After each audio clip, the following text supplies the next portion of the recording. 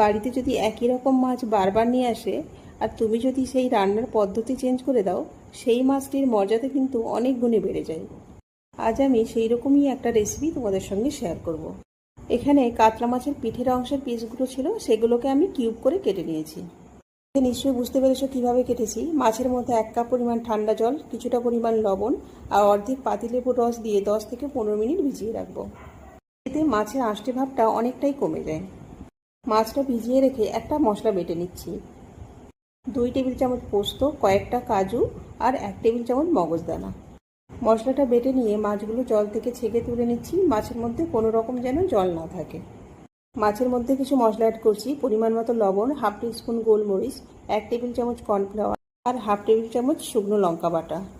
তোমরা এখানে গুঁড়ো লঙ্কাটাও নিতে পারো। মশলাগুলো মাছের মধ্যে ভালোভাবে মাখিয়ে কিছুক্ষণ রেস্টে রাখবো।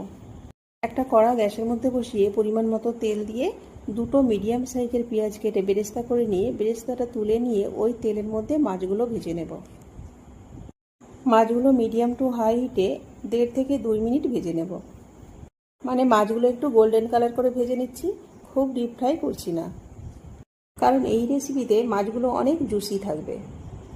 মাছগুলো ভেজে তুলে নিয়ে ওই তেলের মধ্যে 1 টিস্পুন গোটা জিরে আর একটা টমেটোর অর্ধেক লম্বা করে কেটে ওই তেলের মধ্যে ভেজে নিচ্ছি। টমেটোর কাঁচা গন্ধটা চলে গেলে আগে থেকে যে মশলাটা বেটে রেখেছিলাম সেই মশলাটা দিয়ে সামান্য নেড়ে চেড়ে নিয়ে half teaspoon red chilli powder দিলাম। লো হিটে 2 থেকে 2.5 মিনিট এই মশলাটা কষিয়ে নেওয়ার পর যখন মশলা থেকে তেল ছেড়ে দেবে ওই সময় ভেজে রাখা মাছগুলো অ্যাড করলাম। 1 বাটি পরিমাণ গরম জল দিয়ে নাড়িয়ে চাড়িয়ে যে পেঁয়াজ বেরেস্তাটা করেছিলাম ওই পেঁয়াজ বেরেস্তাটা উপরে ছড়িয়ে ঢাকনা দিয়ে মিডিয়াম হিটে কিছুক্ষণ রাখবো। 2 থেকে 3 মিনিট পর ঢাকনাটা খুলে সামান্য পরিমাণ গরম মশলার গুঁড়ো, 1 চামচ পরিমাণে ঘি আর সামান্য পরিমাণ কসুরি মেথি 2 হাতের সাহায্যে ক্রাশ করে দিলাম। এই সময় লবণটা চেক করে সামান্য পরিমাণ লবণ দিয়ে নাড়িয়ে চাড়িয়ে গ্যাসটা বন্ধ করব। খুবই কম মশলায় সহজ পদ্ধতিতে তোমাদের সঙ্গে একটা রেসিপি শেয়ার করলাম, আশা করছি তোমাদের ভালো লাগবে।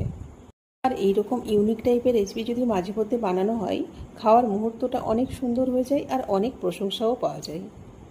বাড়িতে এই পদ্ধতিতে একবার বানিয়ে খাওয়ার অনুরোধ রইল, আশা করছি সবারই ভালো লাগবে। আর আমি এই রেসিপিটার নাম দিয়েছি শাহী কাতলা কারি। নামটা কেমন হয়েছে অবশ্যই কমেন্ট করে জানিও।